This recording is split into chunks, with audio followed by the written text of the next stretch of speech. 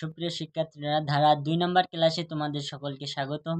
আশা করি তোমরা প্রথম ক্লাসটি অবশ্যই করেছো এবং সূত্রগুলো সুন্দরভাবে খাতায় উঠিয়ে নিয়েছো।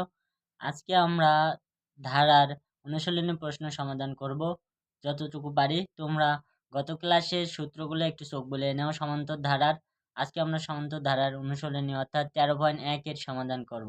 তো 13.1 অনুশীলনীর শুরুতে 4টা এমসিকিউ দেওয়া আছে। এই 4টা এমসিকিউ আমরা সুন্দর করে শেষ করব। তারপরে আমরা অন্যান্য ম্যাথগুলো করব।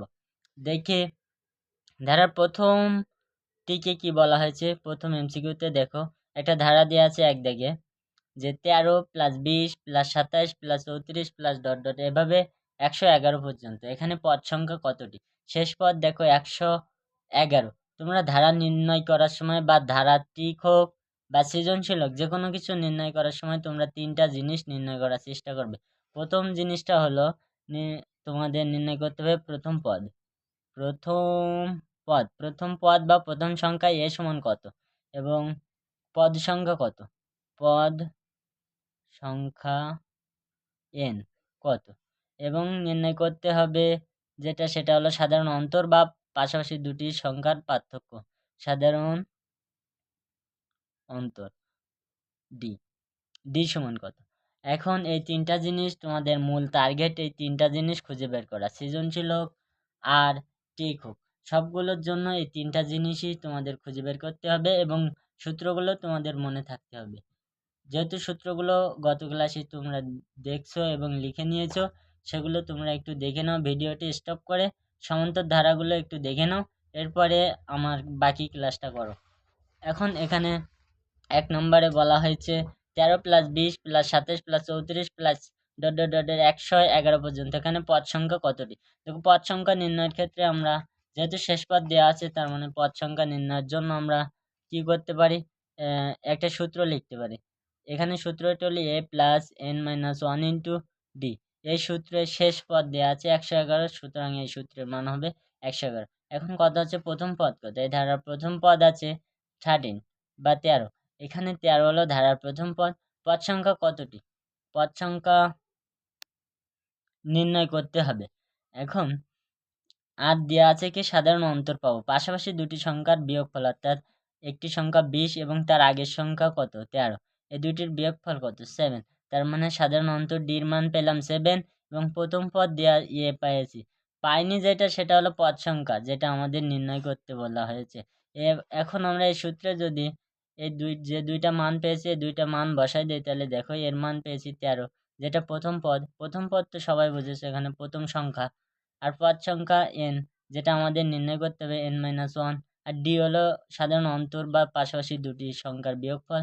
এখানে যেটা দেওয়া আছে 7 সমান সমান 111, যেটা +3 সমান সমানের ওপাশে গিয়ে হবে -3, অর্থাৎ n - 1 × 7 = 111 - 13। বা এখান থেকে এক লাইন বেশি করলে কত হয়, এখানে বিয়োগফল হয় 98। n - 1 × 7 = 98, বা n - 1 +7 × 7 সমান সমানের ডান পাশে এসে হবে 98/7। 98/7 হলো 14। তাহলে আমরা n সমান সমান এখানে -1 সমান সমানের ডান পাশে এসে 14 + 1 হয়ে যাবে, অর্থাৎ 15। এখানে উত্তর আমাদের। তাইলে এখানে আমরা কি শিখলাম, এখানে আমরা মাইনাস সমান সমানের ডান পাশে আসলে হয় প্লাস, এবং ভাগ সমান সমানের ডান পাশে আসলে হয় গুণ, এবং পার্শ্ব পরিবর্তন করলে কখন কি হয়, মাইনাস হয় প্লাস, প্লাস হয় মাইনাস। পার্শ্ব পরিবর্তন করলে ভাগ হয় গুণ, গুণ হয় ভাগ। যেখানে এখানে -1, যে কারণে এ পাশে এসে +1 হয়েছে। আবার এখানে গুণ 7, যেটা ডান পাশে এসে ভাগ 7 হয়েছিল। এবার চলো ধারার 2 নম্বর এমসিকিউ বা টিকটা ঠিক করি আমরা, পারি কিনা। 5 + 8 + 11 + 14, এখানে আছে 14 + 62 পর্যন্ত। ধারাটি একটি সসীম ধারা, ধারাটি একটি গুণোত্তর ধারা এবং 19তম পদ 59, এই 3টি শর্ত দেওয়া আছে, যেটা একটি বহুপদী এমসিকিউ, বহুপদী ঠিক। এখানে সসীম ধারা কখন হয়, ধারা সসীম হবে যখন এটা একটা সংখ্যা দ্বারা আবদ্ধ থাকবে। ধারা অসীম হবে কখন? যখন সেটা শেষে ডট ডট থাকে, অর্থাৎ ধারার শেষে যদি ডট ডট থাকে তখনই সেইটা অসীম হয়। ধারার শেষে ডট ডট হলে তখনই সেইটা অসীম হয়, আর সব ক্ষেত্রে সসীম হয়। যেমন এখানে মাঝখানে ডট ডট আছে, শেষে একটা সংখ্যা আছে, যে কারণে এটা সসীম ধারা। তার মানে 1 নাম্বারটা আমাদের সঠিক উত্তর। এখানে 2 নাম্বারটা দেখো, একটি গুণোত্তর ধারা। এটি একটা গুণোত্তর ধারা? না, এটা গুণোত্তর ধারা না। কারণ কি, এখানে পাশাপাশি দুটি সংখ্যার পার্থক্য দেখো, 5 থেকে 3, 5 প্লাস 3 মিলে 8 হয়েছে, 8-এর সাথে 3 যোগ করে 11 হয়েছে, 11-এর সাথে 3 যোগ করে 14 আসছে। অর্থাৎ পাশাপাশি দুটি সংখ্যার পার্থক্য বা বিয়োগফল বা সাধারণ অন্তর কত? এখানে 3। পাশাপাশি দুটি সংখ্যার পার্থক্য বা বিয়োগফল বা সাধারণ অন্তর ডির মান এখানে যেহেতু 3, সুতরাং এটি একটি সমান্তর ধারা, নট গুণোত্তর ধারা। সমান্তর ধারার ক্ষেত্রে আমি কি বলছিলাম, সমান্তর ধারার ক্ষেত্রে হয় কিছু একটা নির্দিষ্ট সংখ্যা মাইনাস মাইনাস হতে থাকবে অথবা প্লাস প্লাস হতে থাকবে। আর গুণোত্তর ধারার ক্ষেত্রে গুণ আকারে বাড়ে অথবা ভাগ আকারে বাড়ে। গুণোত্তর ধারার ক্ষেত্রে গুণ আকারে বাড়ে অথবা ভাগ আকারে কমতে থাকে। আর সমান্তর ধারার ক্ষেত্রে বিয়োগ আকারে কমতে থাকে অথবা প্লাস আকারে বাড়তে থাকে। এখানে ডির মান সবসময় যেহেতু 3 আছে, তার মানে এটা আমাদের সমান্তর ধারা। তার মানে বহুপদী এমসিকিউ 2 নাম্বারটা ভুল, মানে প্রসেস অফ এলিমিনেশনের মাধ্যমে আমরা 2 এর প্রথম অপশনটা বাদ দিতে পারি, গ দাগের এই 2 নাম্বার অপশন বাদ দিতে পারি, এবং ঘ দাগের এই 2 নাম্বার অপশনটা বাদ দিতে পারি। অর্থাৎ গুণোত্তর যেহেতু না, তার মানে এইটা বাদ, ক বাদ, গ বাদ এবং ঘ বাদ দিলে আমরা প্রসেস অফ এলিমিনেশনের মাধ্যমে উত্তরটি পাই খ, অর্থাৎ 1 এর 3, 1 ও 3। 3 নাম্বারটা তারপরে আমরা প্র্যাকটিক্যালি চেক করে দেখতে পারি যে 19তম পদ 59 কিনা। 19তম পদ নির্ণয় সূত্র কি? তোমরা পদ নির্ণয় সূত্রটি এমাত্র দেখলে, a প্লাস 2 দেখ, a plus n minus 1 into D. এখানে 19তম পদ কি 62? ওই 19তম পদ কি 59? সেটা আমাদের চেক করতে হবে।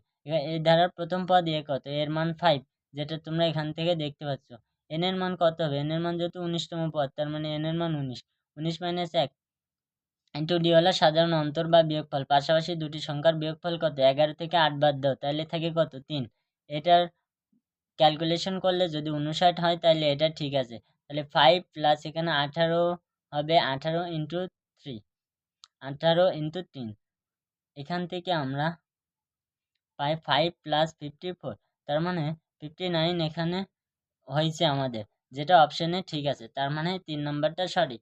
অর্থাৎ সঠিক অপশন হলো 1 এবং 3। এটা একটি সসীম ধারা এবং 19তম পদ 59।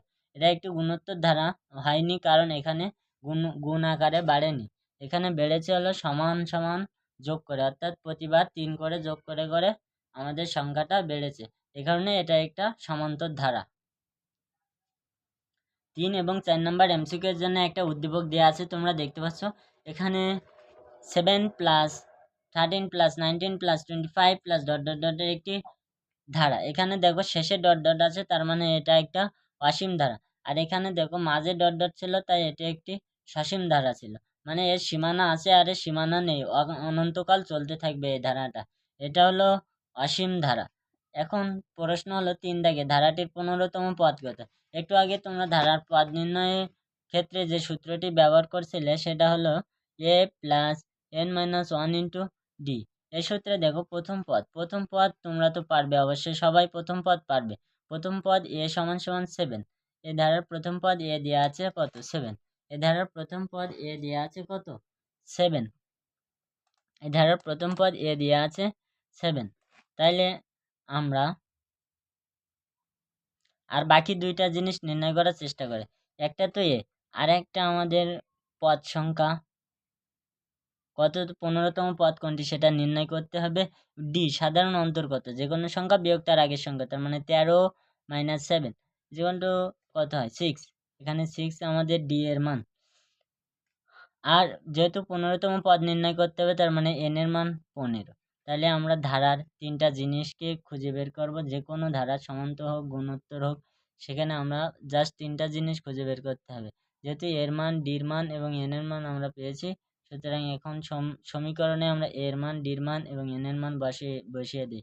7 প্লাস এন, এন এর মান 15, তাহলে 15 বিয়োগ 1 ইন্টু ডি এর মান কত 7, ডি এর মান 7, ডি এর মান 7। তাহলে এখানে যদি আমরা হিসাব করি 7 প্লাস এখানে 15 থেকে 1 গেলে থাকে 14 গুণ 7, এখানে কত আসে দেখো। এখানে ডি এর মান ছিল 6, এখানে ডি এর মান হবে 6, এখানেও 6, 14 ইন্টু 6 কত আছে 84, এখানে আছে 84, এখানে আছে 7, 7 ইন্টু 84, 7 আর 84 যোগ করলে আসে 91, অর্থাৎ 91 এখানে আমাদের 15তম পদ, 91 আমাদের 15তম পদ। এবং 4 দাগটা খেয়াল করো, 4 দাগ আছে ধারাটির প্রথম 20টি পদের সমষ্টি নির্ণয় করো। পদের সমষ্টি নির্ণয় সূত্র তোমরা যারা প্রথম ক্লাস থেকে লিখেছিলে তারা অবশ্যই সূত্রটি মুখস্থ থাকার কথা অথবা মনে থাকার কথা। সমান্তর ধারার সমষ্টি নির্ণয় সূত্রটি কি পড়েছিলাম আমরা? সমান্তর ধারার সমষ্টি নির্ণয় সূত্র তোমরা যাদের মনে নেই একটু দেখে নাও খাতায় অথবা আগের ক্লাসটি দেখে নাও। n/2 into second bracket D 2a plus n-1 into D, এটা ছিল আমাদের সমান্তর ধারার সমষ্টি নির্ণয়ের সূত্র। এখন এই ধারার কি কি অজানা রাশি আছে এন, এ এবং ডি, সবগুলো সূত্রতে আমরা দেখতে পাচ্ছি এন, এ এবং ডি খুঁজে বের করতে হচ্ছে। এ তো তোমরা সবাই পারো, এখানে উদ্দীপক থেকে নাও এর মান, এ হলো প্রথম পদ, তার মানে এ সমান সমান এখানে কত, এ সমান সমান 7, এ সমান সমান 7। আমরা 3 দাগ করার সময় দেখছি এখানে ডি এর মান কত বের হয়েছিল, পাশাপাশি দুটি সংখ্যা বিয়োগ করে 6, তাহলে এখানে ডি এর মান সাধারণ অন্তর বা পাশাপাশি দুটি সংখ্যার বিয়োগফল বা পার্থক্য কত বের হয়েছে 6। এখানে আর কি তথ্য লাগবে, পদ সংখ্যা দেওয়া আছে 20টি, টি টয় রশ্মি দেওয়া থাকলে সেটা মনে করতে হবে এন এর মান, এন এর মান কত দেওয়া আছে 20, যেহেতু আমরা একটা দুইটা তিনটা জিনিসই পেয়ে গেছি। চলো এবার আমরা সমীকরণে মান বসাই। n/2 মানে 20/2, 20কে 2 দিয়ে ভাগ করলে 10 হয়। 2 ইন্টু এর মান কত, এর মান 7 প্লাস n-1 ইন্টু ডির মান কত, ডির মান পাইছে 6, এখানে n এর মান কত ছিল, n এর মান 20 ছিল, 20 ছিল। চল এটা ক্যালকুলেশন করে দেখো কত আসে, ক্যালকুলেশন করো 20/2 তার মানে 10 আসে এখানে, আর এখানে আসে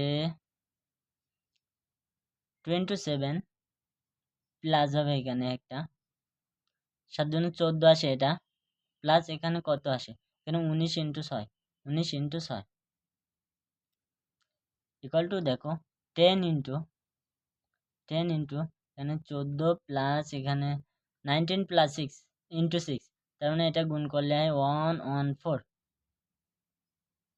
এবার ক্যালকুলেশন আমরা শেষ করি, দেখো এর সাথে দুটো যোগ করে 128 হয় এবং গুণ করে দিলে আমাদের 128 এবং এই শূন্যটা শেষে চলে আসে, অর্থাৎ 1280 এখানে প্রথম 20টি পদের সমষ্টি। এটা ছিল আমাদের 4টা এমসিকিউ এর পর্ব। তো পরের ক্লাসে আমরা 5 দাগ থেকে সমাধান করব, সেই ক্লাস দেখার অনুরোধ রেখে আজকে এই পর্যন্ত শেষ করছি। এবং প্রথম ক্লাসটি যারা দেখোনি তারা দ্রুত প্রথম ক্লাসটি দেখে আসো এবং সূত্রগুলো খাতায় নোট করে রাখো। তো আজ এ পর্যন্ত, ধারার 3য় ক্লাস দেখার আমন্ত্রণ জানিয়ে সবাইকে আজকের মতন এখানে বিদায় জানাচ্ছি।